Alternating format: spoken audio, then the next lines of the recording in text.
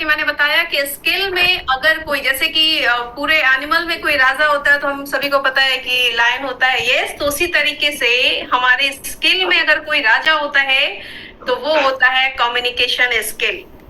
मैं आपसे पूछती हूँ कि आपकी लाइफ में अपनी ओन ब्लड रिलेशन, फैमिली को छोड़ के कुछ लोग आपके बहुत क्लोज होंगे, उसका कारण क्या है? प्लीज आप मुझे जरूर चैट बॉक्स में डालें, थोड़ा सा इंटरैक्टिव रखूंगी तभी मुझे भी मजा आएगा कि उसका कारण क्या है। अगर कोई फ्रेंड या कोई ऐसे लोग जो आपकी फैमिली के नहीं है तो फ्रेंड ही कह सकते हैं, या नेबर कुछ भी है, तो वो आपके अगर बहुत क्लोज है तो उसका कारण क्या है?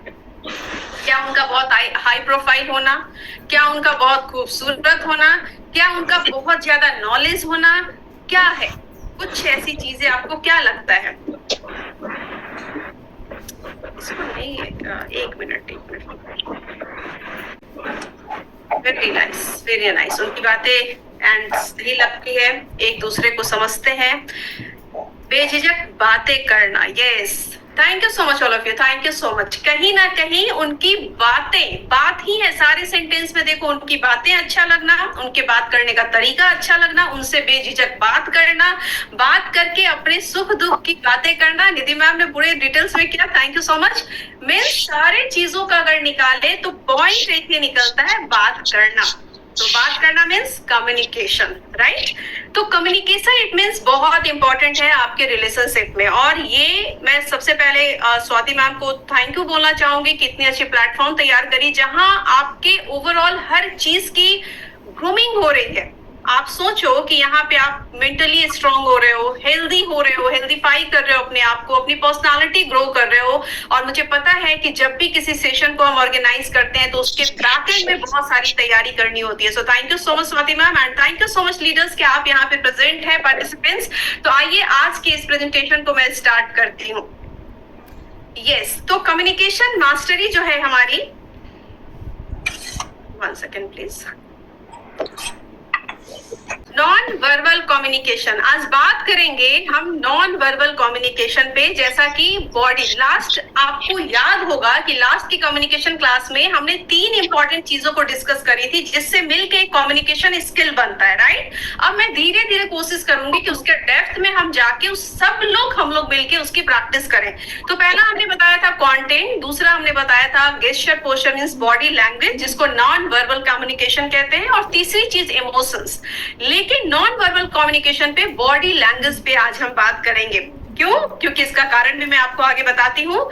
एक बहुत फेमस कोट्स कहा गया है, all your non-verbal thoughts and feelings are like radio waves and someone picks them up and comes in and treats you the way you are asking to be treated. Means आपकी non-verbal communication एक ऐसी communication है जो radio waves की तरह फैलती है, तरंगों की तरह फैलती है, और बिना आपके कुछ बोले भी वो सारी चीजें पास हो जाती है जो आप उनके बारे में सोच रहे होते हो या जिस तरीके से आप उनके साथ बिहेव करना चाहते हो, राइट? तो यहाँ पे ये बहुत इंपॉर्टेंट है दोस्तों, यहाँ पे बेटी बैथराट्स का ये कहना है और ये बहुत फैक्ट है। नेक्स्ट स्लाइड पे आते हैं हम। यहाँ पे हमने देखा है कि a session bye Dale Carnegie, हम सभी को पता है कि डेल कार्नेगी एक बहुत ही फेमस ऑथर है और उन्होंने एक सेशन में ये चीज कहा था, ड्रामेटाइज योर आइडियाज। इस वर्ड को समझने की कोशिश करना। Am I audible Swati ma'am? मेरी आवाज क्लियर है? बिल्कुल, मेरे पीपीटी दिख रहे हैं।